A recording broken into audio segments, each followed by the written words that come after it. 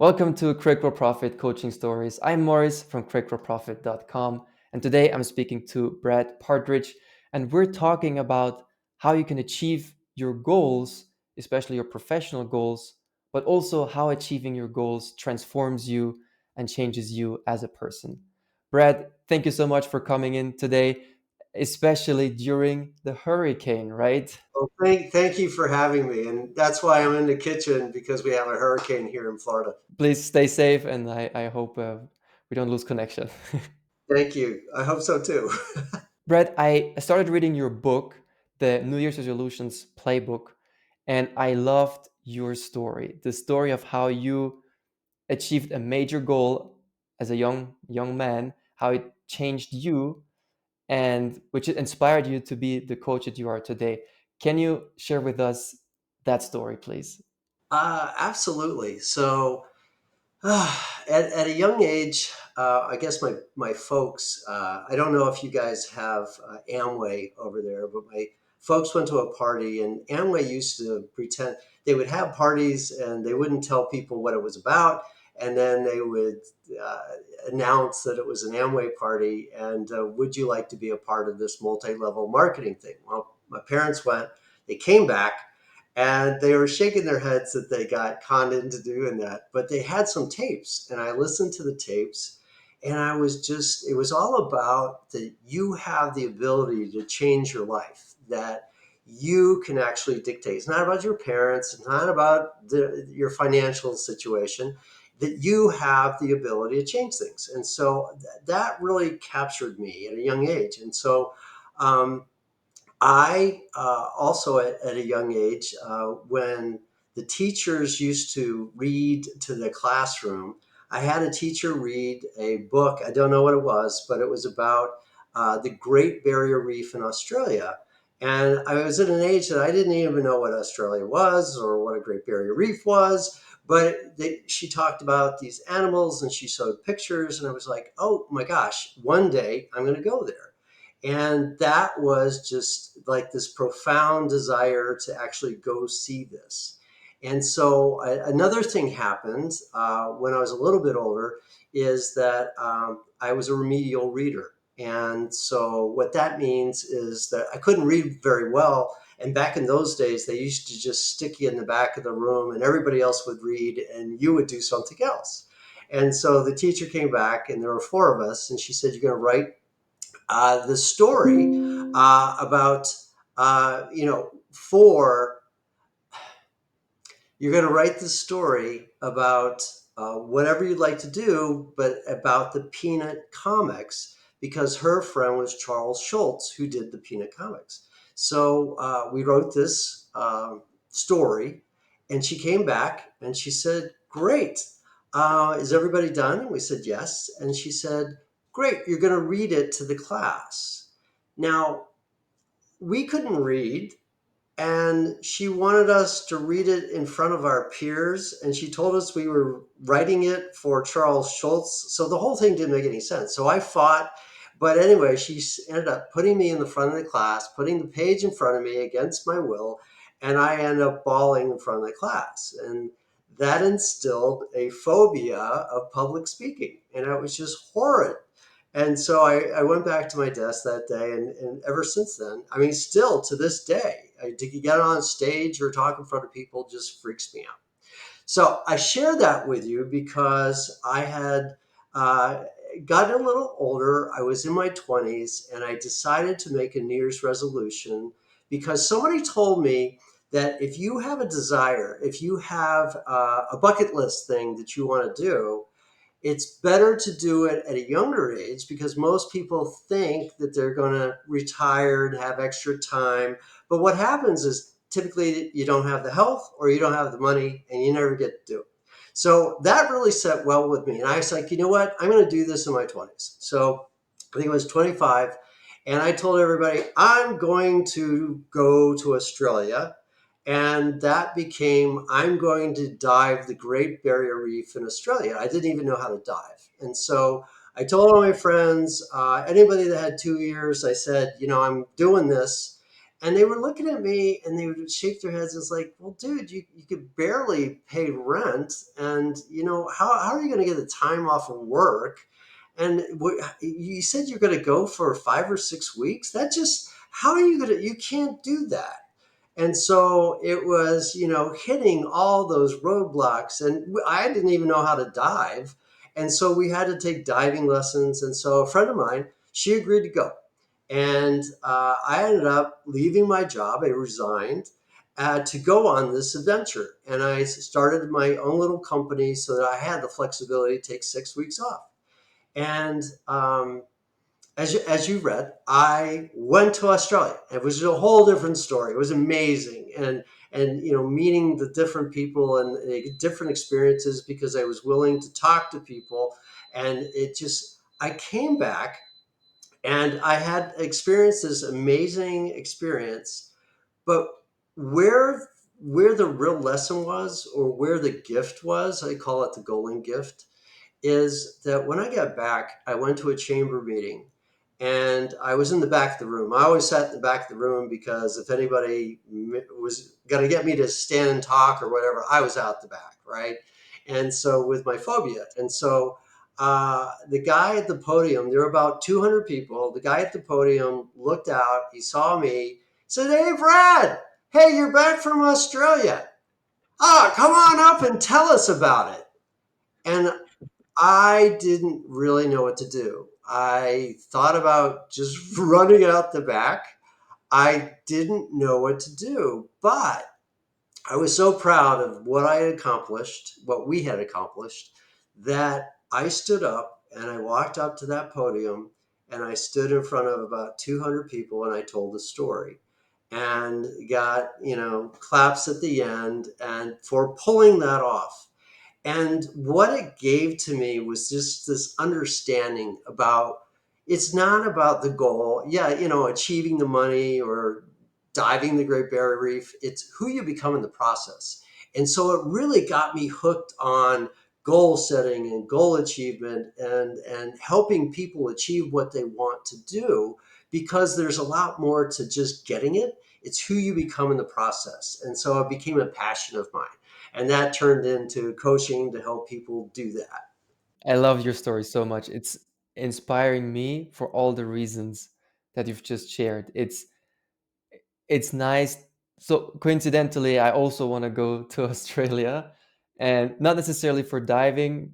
I love diving, but just I want to go to Australia. So not only do I resonate with you on that level, but really how you described in the book when you realize that you are now a different person.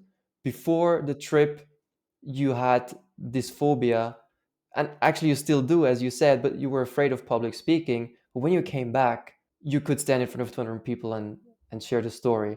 And that just hit me so much. And that's why I'm glad that I get to talk to you about it here today. In over the years, Brad, what have you learned about goal setting? So when I got motivated and I became a different person, I was just like, okay, what is it with goals and how do you achieve them and how can I help other people? So I love to learn, and so anybody that was talking about goal setting or achievement, I was studying this stuff, and so I started putting it together in kind of a framework and trying to figure out, okay, if somebody wants something, what are the processes that they need to go through to achieve it? And you got one instructor or coach will say this and another, and I was like, what is the best of the best? How can I put this together? And I happened to be with a friend at a bar, and he was saying that he wanted to achieve something. Of course, I perked up and I was like, "Oh, I can help you with that." And he was saying, "Well, okay, so what would you do?" And so I got a napkin and I started sketching it out with what he should do first and the different stages that I had learned, and gave it to him. And so he said, "This is really cool." So I talked to him maybe, I don't know, a month later. I lived in a different town. And he said, "Hey, everybody really likes your strategy for goal setting." And I said, "Well, what are you talking about?" He goes, "Well, yeah, you wrote it out for me. I've been following it, and people see it, I said, I wrote it on a napkin. He goes, yeah, I taped it to my desk. And so he taped this, I guess you call it a framework for goal achievement, to his desk.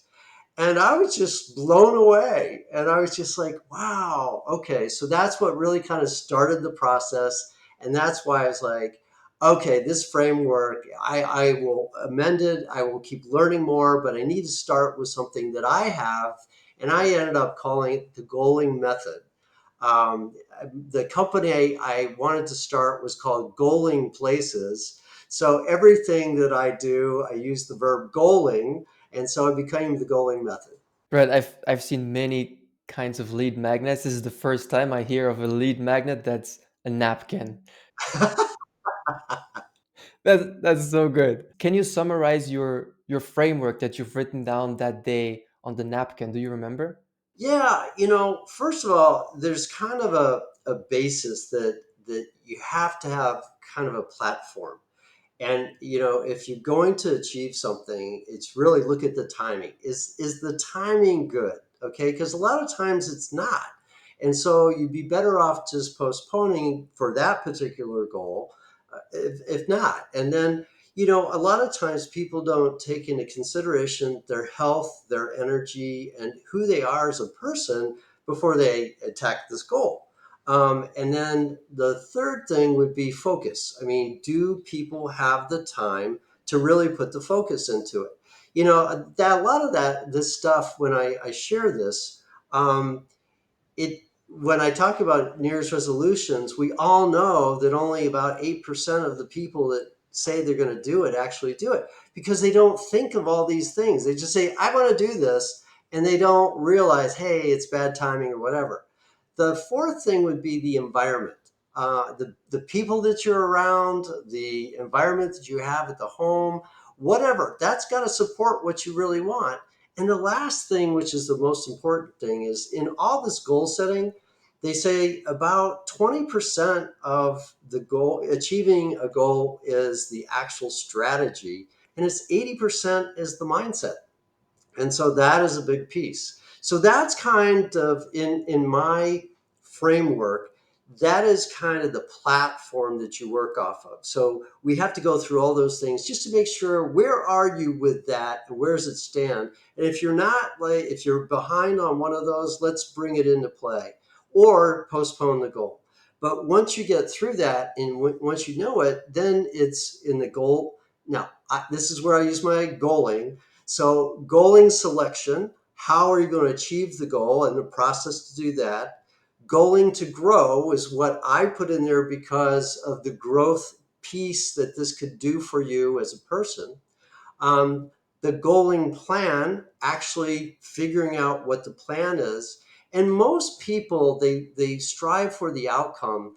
They don't realize it actually has to do with the goaling system, which is the system of habits and routines that you put together to actually get the goal. And then it's what get goaling, so that you're actually doing the action, and then it's what the goaling got. So, what are you getting? Looking at that, make some changes, and then go back. And so it's managing that system. But that's pretty much the framework that I use. We need to find that napkin and frame it. I actually have a piece of paper that I wrote when I got back from him, and I was like, oh, I really should write that down. And I do have that. It's kind of cool. When was that? It was probably 10, 15 years ago. Amazing. It's historical at this point. I love the story so much. So in your framework, if I understand correctly, what you're saying is, first of all, we gotta, in the broadest sense, figure out if this is the right goal, and if it's the right goal now.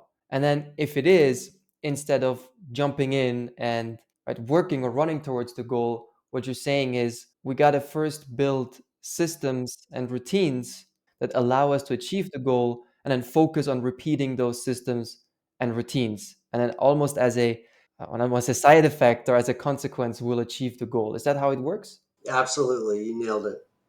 What is it that made you write the book on New Year's resolutions? With everything you know about goals, why did you pick New Year's resolutions?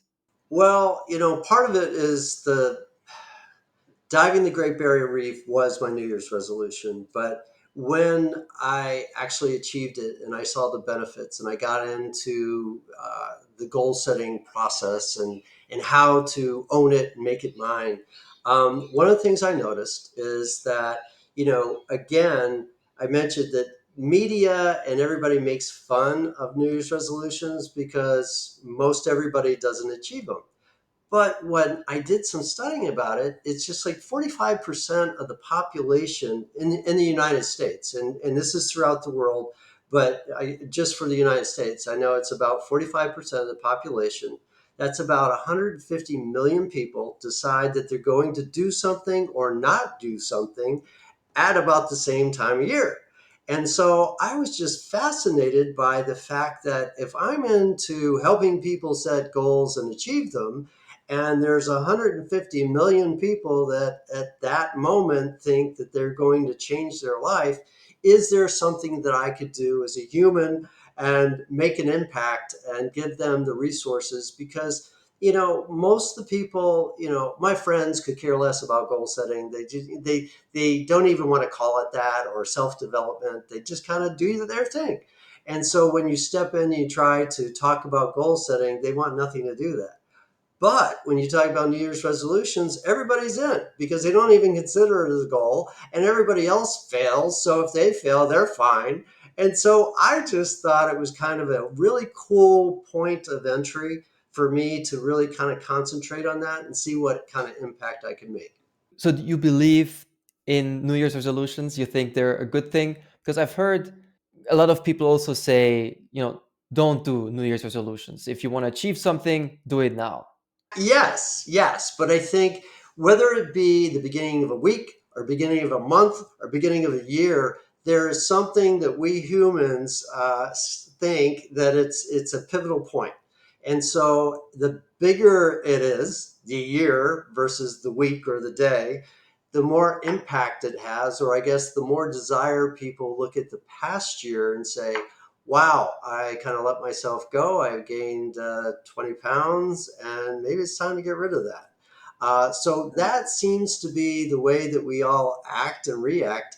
And so that's been my focus. But my goal is that I take that and I apply it to just goal setting in general. So throughout the year.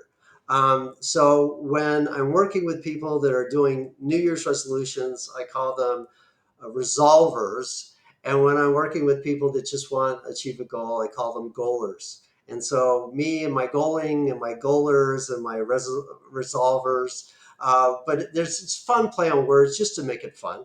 But yeah, I think you can do it any time of the year. And I just kind of focused on that time because it's a time where people don't necessarily think of it as a goal, but and because of that, maybe they don't use or think through some of these resources to make it work. Yeah, you're right that it's more commonly accepted. And also, what I like about New Year's resolutions is that you feel like you're part of almost like a human movement, right? It's like, I think even if people don't say it out loud, a lot of people, I would guess, just a hunch, it's more than 45%. Maybe they don't share it, but somehow almost everyone has something inside of them that they want to change or stop doing or improve in the new year, even if they don't say it out loud, right? Yeah, it's and I mentioned the media, so the media kind of focus in on it, leading up to the new year, and then they kind of make fun of it. And so I had at one point in time, I thought, maybe this is a stupid idea. Nobody does New Year's, nobody achieves them. Everybody makes fun of it, and so I was kind of on the verge of just saying, maybe this is silly.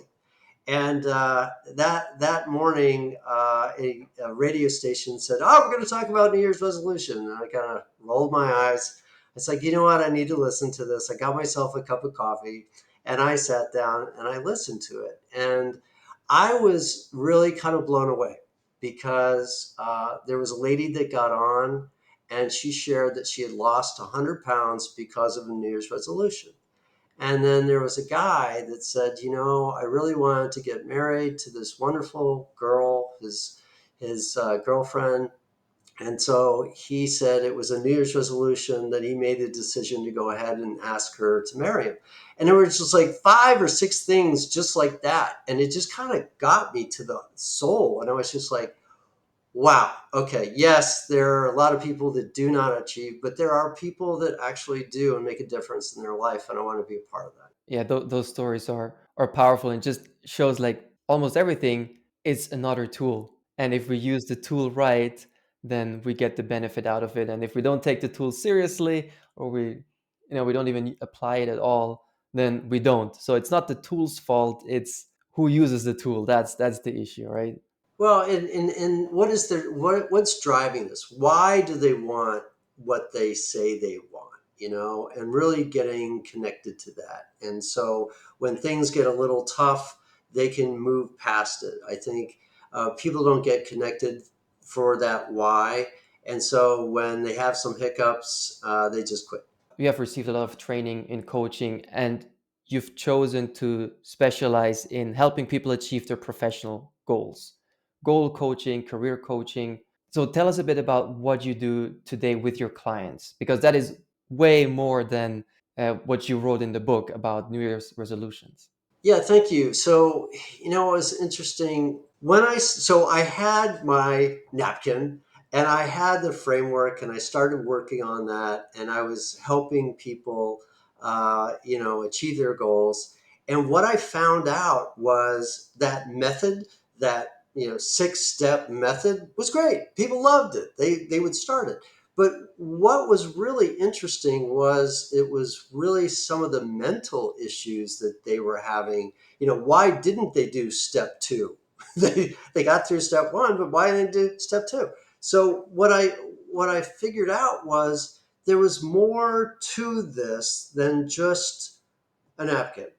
And so I decided to get my certification in life mastery and life coaching.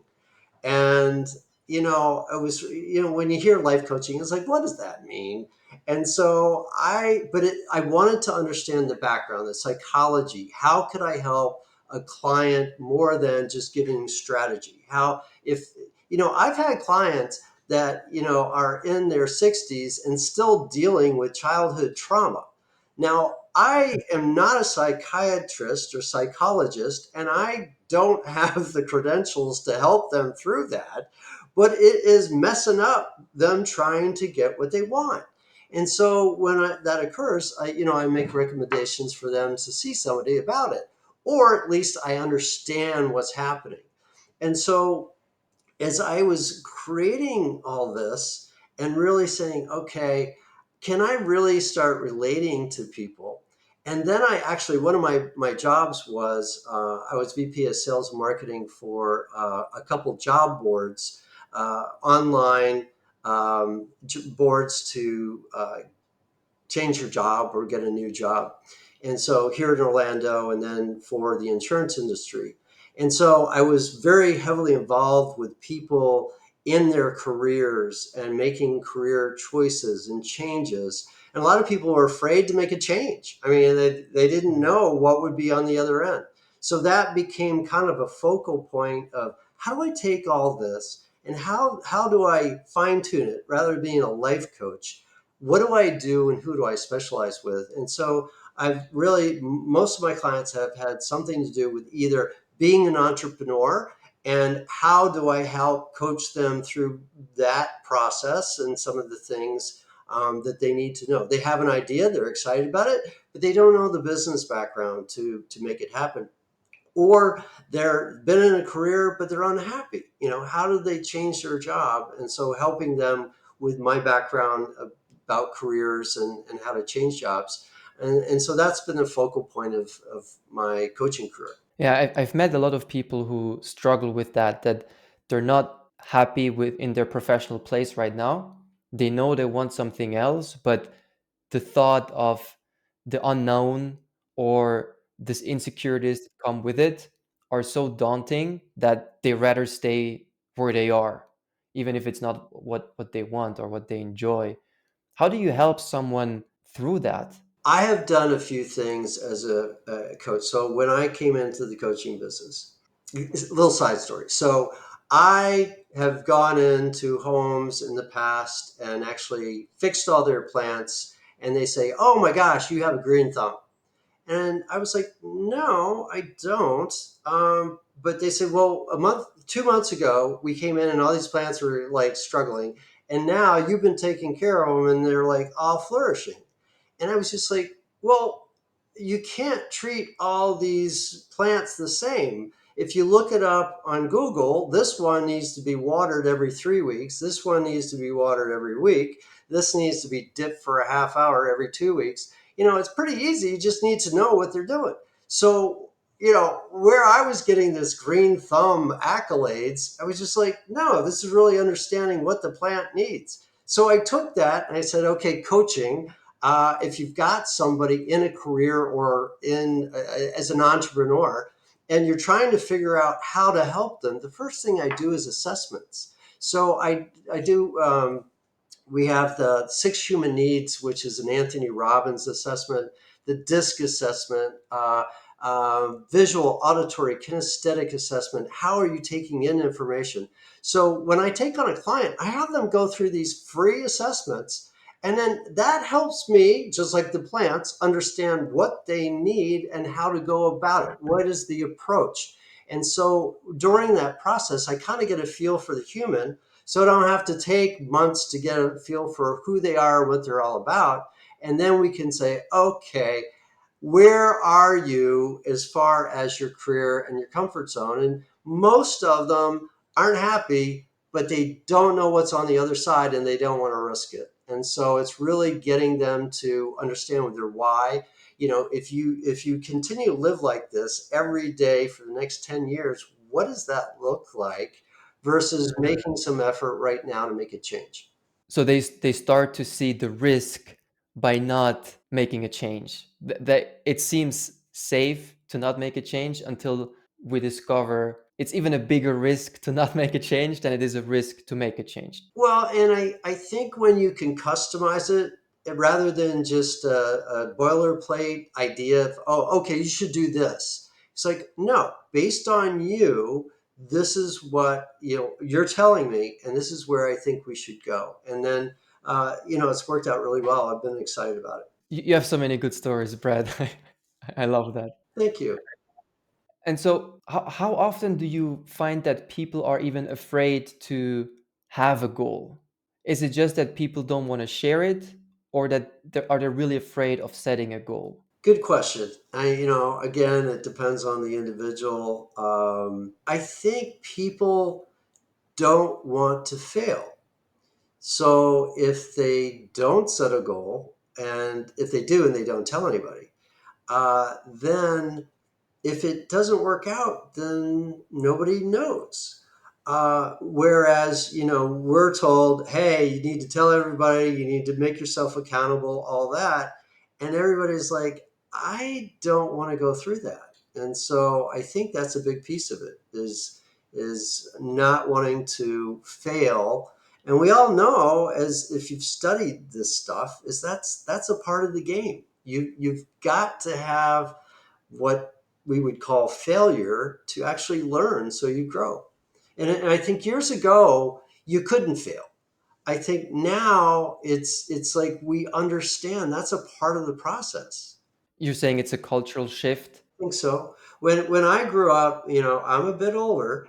When I grew up, you had to win or come in top three, and then there was a phase where everybody got a trophy, and so the philosophies of goal setting and goal achievement has evolved, and I think now it's a real understanding that if you're not out there taking action and failing, and then rethinking things and taking different action, then you're not going to succeed. Yeah. Somebody listening to this, if they want to talk to you about their goals, where can I send them to? Probably email me at brad@goalingplaces.com, or I have a website, goalingplaces.com. Okay, very good. And where can they get your book? It's not been released. I actually am working with a company. We're going to do a launch for this year. So I'm not sure yet, but check the website. If you want to know when the book's available, also send an email to Brad. Let him know you're interested in the book. It's the New Year's Resolutions Playbook. I'm reading it right now. I love it. As you heard from Brad, he has so many great stories, and his framework is really simple to follow. Brad, thank you so much for being here today. Thank you. Thoroughly enjoyed it.